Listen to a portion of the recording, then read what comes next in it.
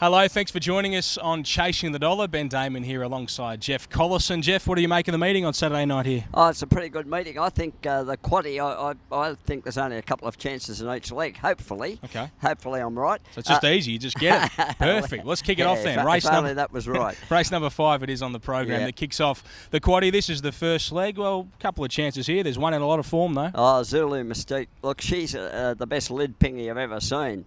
I'd say she's a quicker beginner than Charlie Lamb's bitch that won the big race and last week. She's sitting up in box 1. She went like a rocket at Gosford on Tuesday night again. She's won 10 out of 26. She's going to lead for sure. She's not real strong at the finish, but I think in this sort of race she'll get home because Canov number 6, probably the fastest dog, but has got a terrible draw. He's got Lid Pinger in Debbie's Prince outside him in box 7. Debbie's Prince goes left without giving a signal at the start. I think he'll take care of Canov. For second, I'm tipping Corborn Cobra number 2. She's had a couple of wins and a second in slightly easier races at her past 3 Wenty starts, but I just think she might be giving Zulu Mystique too much start. So my first 4 numbers in the first leg of the Quaddie are 1, 2, 8 and 3.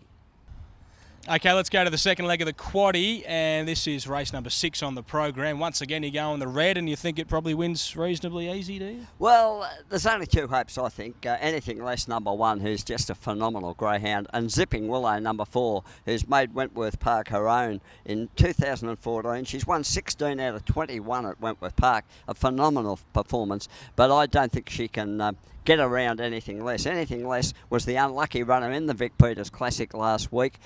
She ran into the back of Frattini at the first turn, and that allowed Lucy Lobster and Jewel Action to get away with a big break. He stormed home to run a close third. Fantastic run from box 1. I can't see them beating him, but Zipping Willow, if she happened to ping the lids and lead, would make it interesting. My numbers are 1, 4, 3, 5 in the second leg of the Quaddie. As we move to the third leg of the Quaddie, race number 7, there's a few really familiar greyhounds going around here. How do you line them up? Yeah, well, that's right. It's a pretty open race. This is the most open race of the 4 legs, I'd say. But I'm going for Ritzer Raider number 6. He rattled home to finish 3rd in top grade at Wentworth Park last Friday. He drops back to 3rd and 4th class company here. He's got a very good record from wide boxes, not so much from the 6, but from box 7 and 8. He's got a very good record. He'll handle the 6 okay. The best box runner is Edge. He's 4 years old, hasn't raced for a couple of months, 2 months, but he's won 4 out of 11 from box 1. I don't think his trainer Graham Barnett would be putting him straight in at Wentworth Park, first up from a spell, unless he was going well. Graham's pretty careful with his greyhounds, but I think Ritzer Raider, race fitness wise, might have the edge on Edge. So I'm going for 6 to beat 1. My other 2 numbers in the third leg of the Quaddie are 4 and 5.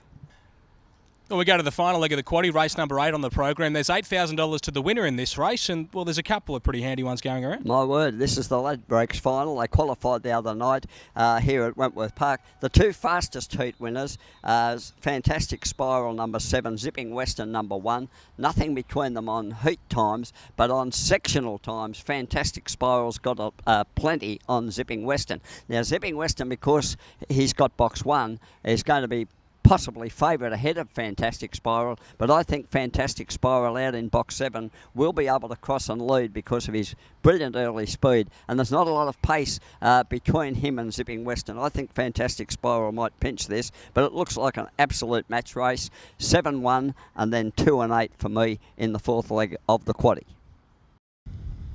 Okay, Jeff, time to get your best, your value and your Quaddie.